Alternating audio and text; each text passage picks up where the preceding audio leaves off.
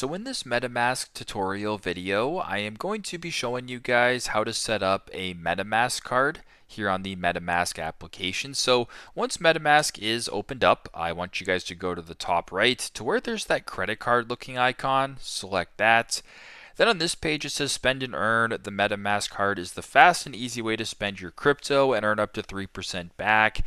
Go to where it says at the bottom set up now.